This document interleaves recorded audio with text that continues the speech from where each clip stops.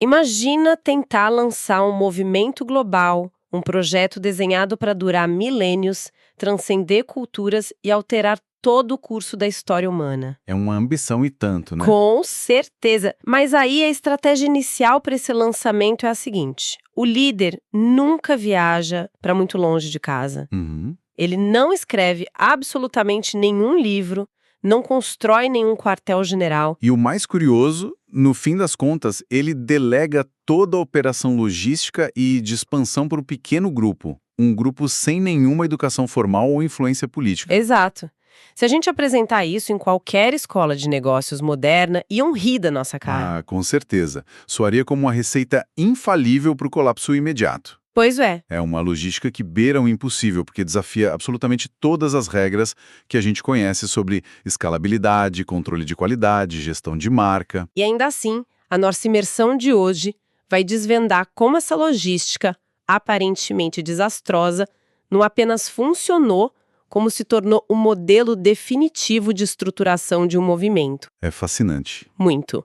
Hoje a gente vai mergulhar em um conjunto de notas de estudo. Elas são focadas no que o documento chama de Aula 3 sobre o Novo Testamento. Certo. E o tema central que amarra todo esse material é incrivelmente direto, mas, olha, é cheio de camadas. É a figura de Jesus como o enviado do Pai. E o que torna essa análise tão rica é justamente a oportunidade de observar a transição de um paradigma. Como assim? Bom, geralmente, a ideia de enviar uma mensagem muito importante envolve proteção e distância.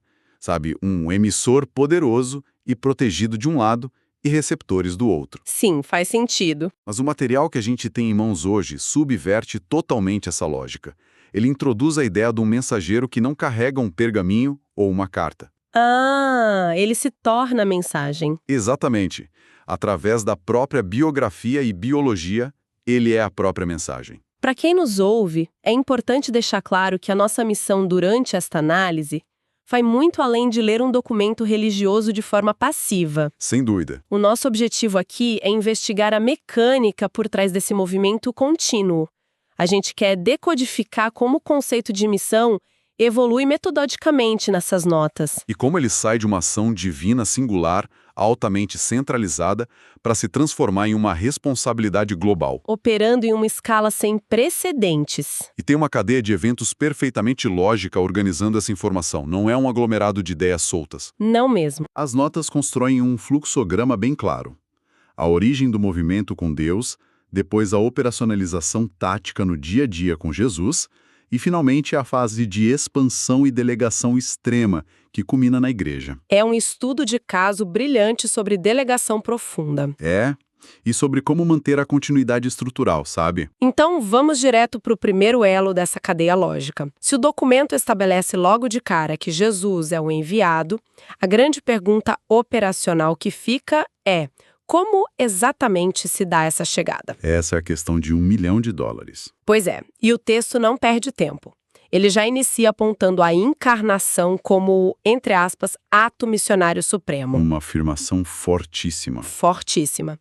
A missão de Deus ganha sua expressão mais profunda não em um decreto escrito nos céus, mas na pessoa física de Cristo. A encarnação deixa de ser tratada ali como um evento teológico estático. E olha, essa distinção entre evento teológico e ato missionário altera toda a compreensão do texto. Altera mesmo. Porque um evento teológico puro, ele pode ser tratado como algo abstrato, um conceito discutido em teses, em bibliotecas. Seguro no mundo das ideias. Exato, seguro lá no mundo das ideias. Contudo, classificar a encarnação como o ato missionário por excelência significa colocar os pés na lama. É a decisão de se fazer presente, de ocupar espaço e tempo reais, habitando entre os homens com um propósito muito claro, que é revelar a glória divina através da fisicalidade. E o material embasa essa ideia citando o Evangelho de João, no capítulo 1, versículo 14, que diz: "E o Verbo se fez carne e habitou entre nós." Sim, uma passagem clássica. Para tornar esse conceito mais palpável, fora da linguagem puramente acadêmica, me vem à mente uma analogia corporativa. Eu estava pensando nisso antes de a gente começar. Ah, adoro essas analogias. Manda lá. Vamos pensar em uma mega corporação que está passando por uma crise gigante de identidade ou de operação. Tá, imaginando aqui. Em vez de enviar um e-mail de 80 páginas para os funcionários, ou atualizar o manual de conduta no sistema... Ou disparar um memorando lá do último andar de um arranha-céu. Exatamente. Em vez de fazer isso, o CEO da empresa decide ter uma abordagem radical. Ele muda o escritório dele para o chão de fábrica. Nossa, radical mesmo. Ele veste o equipamento de proteção, senta no refeitório barulhento com os operários, come a mesma comida e começa a operar o maquinário pesado, lado a lado com a equipe de produção. Essa imagem é muito boa. E se a gente levar essa imagem adiante, percebemos muito bem a diferença entre métodos de liderança. Com certeza. O líder que manda o memorando lá do último andar está tentando liderar por instrução e por controle remoto. Sem sujar as mãos. Exato, ele preserva a própria pureza, a própria segurança, mas corre um risco enorme de ser ignorado ou mal compreendido por quem está lá embaixo. Faz muito sentido. Já o líder que desce para o chão de fábrica, ele está operando por encarnação. Ele absorve o choque cultural da própria empresa. É uma participação direta nas dores, no calor e no cansaço da realidade daquelas pessoas, né? É a vivência real. Mas aqui, sabe, eu sinto a necessidade de fazer um contraponto. Vamos desempacotar um pouco mais o raciocínio dessas notas de estudo. Vamos lá. Eu fico curiosa porque o texto é tão categórico ao enfatizar que esse ato específico de habitar entre nós é o ato missionário supremo e não apenas uma fase de observação inicial. Como assim? Bom, voltando ao CEO no chão de fábrica, ele não desceu apenas para fazer uma auditoria visual e entender os gargalos e depois voltar para a sala com ar-condicionado. Ah, entendi o seu ponto. A resposta está na mecânica do que o documento chama de revelar a glória. Certo? Há uma limitação intrínseca na comunicação entre duas realidades que são muito distantes. O conceito de glória de Deus nas Escrituras é algo transcendental. Impalpável, né? Sim, impalpável e perigosamente grandioso. Para a mente humana, é tipo tentar processar um novo espectro de cor que os olhos nunca viram. Nossa, é impossível. Pois é. Então a presença física, a carne e o osso, funciona como um prisma. O ato de habitar traduz o abstrato para o idioma das relações humanas, das lágrimas, da fome, da fadiga. Então não é só uma pesquisa de campo. De jeito nenhum. Não se trata de uma auditoria temporária, porque o objetivo não era apenas coletar dados sobre a humanidade, mas injetar uma nova realidade dentro dela. Entendi. Sem essa presença física radical, sem compartilhar o mesmo ar e a mesma poeira, qualquer mensagem permaneceria como um ruído de fundo. Um ruído distante e alienígena, exato. O habitar pavimenta a estrada para tudo que o movimento vai tentar fazer a seguir. O que nos empurra naturalmente para a segunda grande fase, detalhada no nosso documento. A fase de operação. Isso. O primeiro passo foi dado, a chegada física foi consolidada. Mas qual era o trabalho no dia a dia? Boa pergunta. Se a encarnação é o chão de fábrica, qual era a agenda de tarefas? O segundo tópico das nossas notas entra exatamente aí, com o título O Reino de Deus e a Missão. É nesse momento que o texto abandona aquela esfera filosófica do ser e entra de forma bem agressiva na esfera tática do fazer. A missão ganha contornos pragmáticos. Quem é assim? Nas anotações, fica bem evidente que essa operação no dia a dia foi pautada por duas frentes simultâneas e complementares. A proclamação e a demonstração do reino de Deus. Exatamente. O material é muito enfático ao argumentar que a missão descrita ali transcende o simples anúncio da salvação da alma. Ela vai além. Ela exige, com o mesmíssimo peso, a libertação dos cativos, a manifestação concreta da justiça e o cuidado prático com os vulneráveis. E a fundação para essa exigência, segundo o texto, é a leitura que Jesus faz do profeta Isaías, registrada lá em Lucas, capítulo 4, versículos 18 e 19. Isso. E eu queria te perguntar sobre essa libertação de cativos. O que isso significava na prática naquela época? Olha, ao analisar historicamente o que representava libertar cativos, no contexto do primeiro século, sob o domínio do Império Romano... Que era um império brutal, né? Muito brutal. A gente percebe que não se tratava de uma poesia metafórica. Cativos eram pessoas reais, presas por dívidas esmagadoras. Nossa. Eram prisioneiros políticos ou indivíduos marginalizados por doenças que os excluíam totalmente da economia da sociedade. Entendi. Então a coisa era muito física. Sim. Portanto, essa dicotomia apresentada no texto entre proclamação e demonstração, ou palavras e obras, é o que dá tração real à missão. A proclamação fornece a arquitetura intelectual, o significado. Exato. Mas a libertação e o cuidado com os vulneráveis funcionam como a comprovação empírica de que aquela mensagem não é uma fraude. E aqui a gente chega num ponto de tensão muito comum que eu acho vital a gente explorar para quem acompanha a nossa imersão. Manda. No senso comum moderno, a palavra missão sofreu uma espécie de achatamento de significado. Como assim, achatamento? Sabe, frequentemente remete quase que exclusivamente à ideia de panfletagem nas ruas ou um discurso dogmático bem rápido em uma praça pública. Ah, sim, entendi. É uma via de mão única, entregar a informação e ir embora. Isso. Mas o documento que a gente está analisando demanda justiça social ativa e cuidado direto com pessoas em estado de vulnerabilidade. Sim, é bem mais denso. Então, além dessas notas, me surge uma dúvida legítima e talvez seja a dúvida de quem nos ouve também. O material sugere que uma dessas frentes é hierarquicamente superior à outra. Em que sentido? Tipo, em caso de falta de tempo ou de recursos. Escolhe-se falar ou escolhe-se agir. Ou o texto os trata como um pacote indivisível. Olha, a forma como as notas de estudo amarram esses dois conceitos não deixa margem para transformá-los em opções de um cardápio. Não tem como escolher, então? Não. Onde seria possível escolher ser um ativista mudo ou um orador inativo. Historicamente, movimentos que separam a palavra da ação tendem a colapsar ou perder a relevância muito rápido. Faz sentido. O texto defende que essas ações são moléculas do mesmo composto. O reino de Deus não é descrito ali apenas como um destino futurista para o qual as almas migram após a morte. É uma realidade invadindo o presente. Exatamente, subvertendo a ordem atual. A proclamação sozinha, sem a transformação das condições físicas e sociais daqueles que sofrem, soaria cínica. Nossa, cínica é a palavra certa. E o cuidado puramente social sem a proclamação perderia sua âncora de significado maior, virando apenas uma filantropia temporária. Faz todo sentido.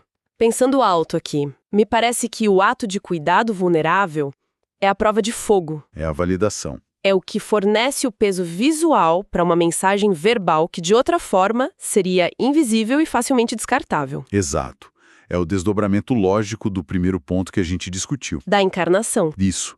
Se a essência da missão original exigiu a encarnação, o ato de tomar forma física, a execução diária dessa missão também precisava alterar o mundo físico. A justiça e o cuidado prático são a encarnação contínua daquela mensagem falada. Perfeito. O que nos coloca de frente com a maior encruzilhada logística e narrativa de todo o material estudado hoje, que é o terceiro ponto das notas. A igreja enviada pelo Espírito. Exatamente.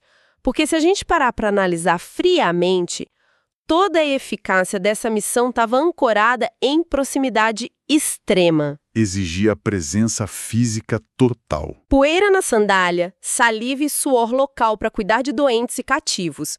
Sendo assim, no momento em que a figura central, Jesus, sai de cena, A crise de sucessão. como esse projeto hiperlocalizado não desmoronou em poucas semanas?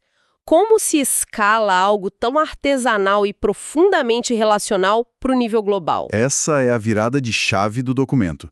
É a transição da fase tática para a fase de expansão em massa. Certo. E o texto organiza essa passagem de bastão com uma simetria assustadoramente simples em sua formulação, mas muito complexa em sua execução. Que é aquela frase-chave, né? Sim.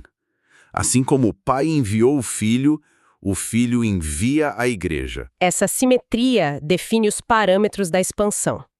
O documento afirma que esse envio delegatório não se baseia em força humana, Nem em capacidade de gestão ou poderio bélico. mas é viabilizado exclusivamente pelo poder do Espírito Santo. É esse motor invisível que capacita os discípulos para atuarem como testemunhas. Saindo daquele pequeno raio geográfico em Jerusalém até chegar, nas palavras do texto, aos confins da terra. E os marcos teóricos para isso nas notas são os textos de Atos, capítulo 2, e o final do Evangelho de Mateus, capítulo 28. O desafio logístico delineado aí é simplesmente colossal. É imenso. A expressão confins da terra cria um atrito imediato com a natureza restrita e comunitária do habitar entre nós, como a gente falou. Totalmente o oposto. No mundo antigo, imagina, sem uma rede de comunicação centralizada, manter o controle de qualidade de uma mensagem baseada no cuidado físico e na presença empática. Através de diferentes continentes e culturas. Era improvável. A mecânica de operação inteira precisava de um upgrade. A força humana seria suficiente para criar uma instituição, mas não um movimento vivo. Para visualizar melhor essa divisão de tarefas entre o elemento humano e o divino na expansão, a gente pode usar uma nova analogia. Oba, vamos lá. Vamos pensar no desafio de conduzir um veículo incrivelmente pesado e complexo. Afinal, a gente está falando de transportar justiça social, salvação e transformação de realidades de forma global. É uma carga pesada. No momento de passar a direção desse veículo adiante, o líder entrega as chaves e o aviso é o seguinte: a boa notícia é que o combustível inesgotável já está garantido e fluindo para o motor. Certo. Ou seja, não é necessário tentar empurrar essa tonelagem inteira no braço. Esse combustível infinito seria a capacitação do Espírito Santo, certo? Certo, entendi a imagem. Mas a minha dúvida ao ler as notas de estudo é sobre o motorista. Como assim? Se o texto sublinha repetidamente que não é pela força humana, qual é o papel prático dos discípulos? A instrução é apenas sentar no banco do passageiro e assistir ao veículo fazer entregas autonomamente? Ah, entendi o que você quer dizer. Onde entra a agência humana nessa escala global? Isso. Olha, essa pergunta toca no ponto onde muitas interpretações sobre poder espiritual falham, sabe? Caindo em um erro de passividade total. Achar que Deus faz tudo e a gente cruza os braços. Exato. Mas se a gente investigar a fundo a palavra testemunhas e lembrar daquela simetria, assim como o pai enviou o filho, o quadro muda completamente. Faz sentido. O pai enviou o filho com qual propósito principal? Para se encarnar, para suar e ter pele e osso em contato com o mundo. Perfeito. Por dedução lógica, o papel da igreja, dos discípulos, não é o de um passageiro inerte. A instituição humana é a carroceria do veículo. A igreja fornece o atrito com o asfalto. Entendi o encaixe agora. O motor pode ser potente e ter combustível infinito, mas o motor flutuando no ar não transporta nada. Não chega a lugar nenhum. Ele precisa desesperadamente de um chassi físico, de pneus gastando borracha no contato com a estrada. É isso. Essa leitura está muito alinhada com as epístolas e o livro de Atos. O Espírito Santo fornece a tração imperecível. A coragem para enfrentar impérios. A unificação de propósito entre culturas que muitas vezes se odiavam. Afinal, judeus, gregos, escravos e livres precisavam operar a mesma missão. E isso é o que a força humana sozinha jamais conseguiria unir. Jamais! No entanto, o chassi continua sendo estritamente humano. As mãos que vão lavar as feridas do vulnerável. Os pés que farão as longas jornadas até as províncias esquecidas. A voz que vai articular as palavras de proclamação em novas línguas. Tudo isso exige presença biológica. O que o documento descreve é uma parceria simbiótica. A congregação se torna a presença encarnada perpétua. Enquanto o elemento divino assegura que essa rede de presença não desmorone sobre o peso da própria complexidade e da perseguição externa. Exatamente isso. É incrível como isso amarra os 3 pontos iniciais do documento de forma tão coesa. Fica tudo interligado, né? Sim. E, fazendo um esforço de síntese para sedimentar tudo que a gente analisou até aqui, observamos a linha do tempo completa da anatomia de uma missão. Vamos recapitular. O primeiro marco é a iniciativa divina de envio de Jesus, que traduzimos como o ato supremo da encarnação. Descobrimos que, sem essa vontade de se materializar, de habitar entre nós, a missão nunca passaria de uma boa intenção não concretizada. A presença física valida a mensagem. Exato. O que construiu a ponte para a segunda fase operacional, que é o momento em que a missão entra em movimento contínuo por meio das palavras e das obras. Jesus implodiu a barreira entre o conceito abstrato de salvação e o cuidado palpável. Ele ancorou a proclamação em ações de libertação e justiça social profunda, tornando essas duas frentes indivisíveis para o sucesso do movimento. E fechando o ciclo, temos a terceira etapa, que é o milagre logístico da delegação. A igreja. Isso. Jesus envia a igreja usando o mesmíssimo modelo de presença física pelo qual foi enviado, mas injeta um fator de escalabilidade essencial, que é a propulsão do Espírito Santo. Isso permitiu que o modelo comunitário pequeno, lá do Oriente Médio, ganhasse a capacidade de avançar até os confins da Terra sem perder o fôlego inicial. E pensando na aplicabilidade macro de todo esse conteúdo, sabe? Para a vida prática. Sim, seja para quem tem um interesse teológico rigoroso ou para quem apenas estuda sociologia e modelos de liderança entre a nossa audiência, o que essas notas revelam é um padrão ouro de empoderamento e sucessão. É muito verdade.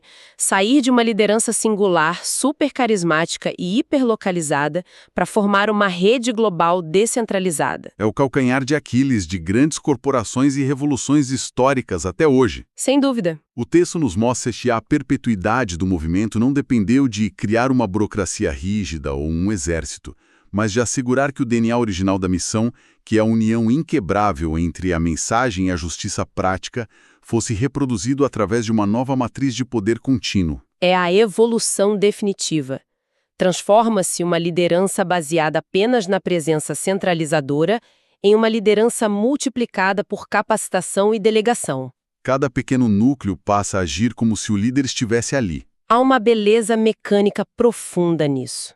O fundador não está mais visivelmente presente na sua forma original, mas a estrutura desenhada garante que a função de habitar e cuidar ocorra simultaneamente em milhares de pontos do globo. É uma engenharia de comunidade incrível. O que, ironicamente, nos remete à provocação do início da nossa conversa. Sobre o memorando do CEO. Distância, em e-mails corporativos impessoais e em mensagens lançadas de cima para baixo. E a gente desconstruiu hoje uma missão inteira baseada exatamente no oposto. Construída sobre o suor, a poeira, o contato físico, o habitar entre nós e o olhar nos olhos de quem está à margem da sociedade.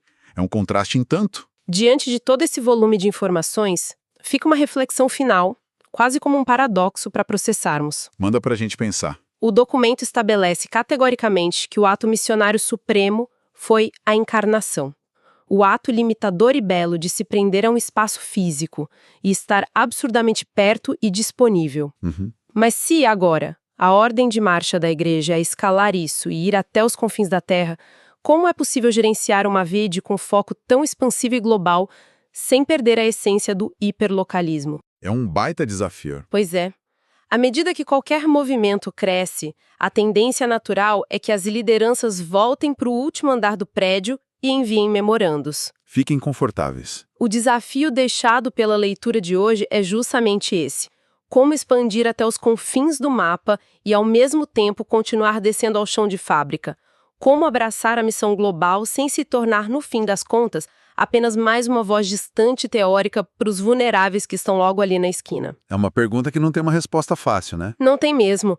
É algo profundo para todos nós pensarmos nos próximos dias. Até a nossa próxima análise. Até lá.